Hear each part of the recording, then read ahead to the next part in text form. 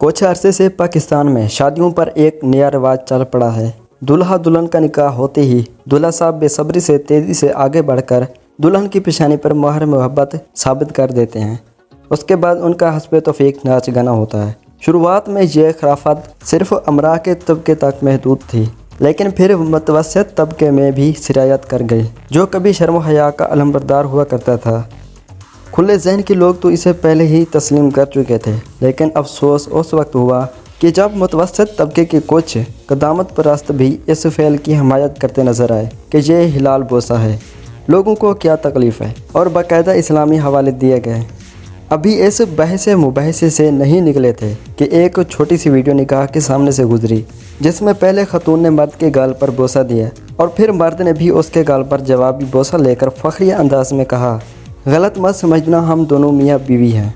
जी जनाब, ये तकलीफ़ है कि अगर इस चीज़ का भी दिफा किया गया तो हर जगह हाइड पार्क बन जाएगी और लोग निकाह नामे हाथ में पकड़े गली कूचों चौकों में सरेआम बोसो किनार और खलूत के तमाम अफ़ाल सर अंजाम देते नज़र आएंगे। इस अमल की इब्तिदा दुल्हा की तरफ से स्टेज पर दुल्हन का हाथ पकड़कर लाने से हुई थी। फिर दुल्हा और दुल्हन के एक दूसरे को अंगूठी पहनाने का रिवाज आया।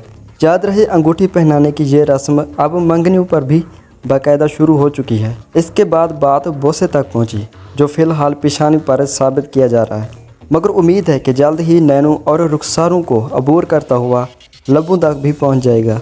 पता नहीं हम लोगों की अक्ल कहाँ घास चलने चली गई है। मसला हिलाल हराम का नहीं बल्कि खलूत का है। एक चीज़ जब है ही खलूत गाह के लिए, तो इसकी सरेआम तशहीर क्यों? अगर इस तरह के काम सरेआम करने हैं तो हम में और जानवरों में रह गया। इस अमल को बच्चे भी देख रहे होते हैं, जिनके कच्चे जहनों पर पहले ही बुरा असर पड़ रहा है, तो वो भी इसे एक नेक अमल समझते हुए तजर्बात करते नजर आएंगे।